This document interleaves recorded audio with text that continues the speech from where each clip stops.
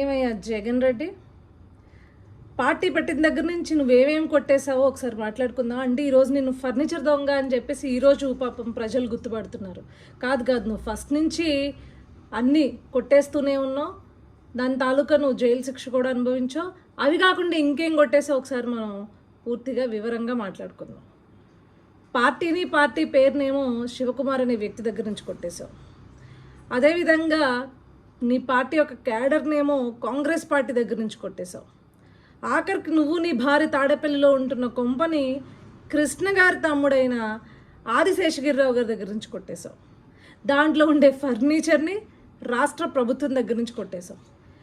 ఏ ప్రజానాయకుడైనా ప్రజల కోసం పనిచేస్తాడు, కానీ అదేంటో నీ యొక్క విలాసాలకి, నీ భార్య యొక్క విలాసాలకి రాష్ట్ర ఖజానా నుంచి ఖర్చు పెట్టి దండుకున్నావు. ఈరోజు దాన్ని అధికారపక్ష నాయకులు కావచ్చు, అధికారపక్ష కార్యకర్తలు కావచ్చు, ప్రజలు కావచ్చు గుర్తుపట్టి, ఏమయ్యా నువ్వు సెటప్ వేసుకుని ఇంట్లో నుంచి పరిపాలించావా, కనీసం సచివాలయం కూడా వెళ్ళలేదా, ఆ సెటప్ కూడా ఇంట్లోదా అని చెప్పేసి గుర్తుపెట్టి నిన్ను ప్రశ్నిస్తుంటే, ఒరే నువ్వు ఫర్నిచర్ దొంగవా అని ప్రశ్నిస్తుంటే, ఈరోజు నీ ఎమ్మెల్సీని బయటికి పంపించి లేదు లేదు లేదు లేదు లేదు మీరు ఆ ఫర్నిచర్కి కాస్ట్ కట్టండి, మేము పే చేసేస్తాము అని చెప్పేసి 15వ తారీఖున, అంటే 13వ తారీఖు 14వ తారీఖు నుంచి ప్రజలందరూ అడుగుతుంటుంటే, ఏవయ్యా ఫర్నిచర్ దొంగవా నువ్వు అని చెప్పేసి నీ పైన వేలెత్తి చూపుతుంటే 15వ తారీఖున నీ ఎమ్మెల్సీని పంపించి లేదు లేదు లేదు లేదు మేము డబ్బులు కట్టేస్తా అంటావా? సిగ్గుండాలి.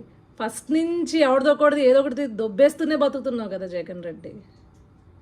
ప్రజలేమో నిన్ను పాపం తండ్రి లేని కొడుకు, అమాయకుడు అని అనుకుని ఛాన్స్ ఇస్తే, ప్రజా సొమ్మునిలాగా నీ కోసం, నీ భార్య కోసం, మీ యొక్క కుటుంబం యొక్క విలాసాల కోసం దోచుకుని దండుకున్నావు.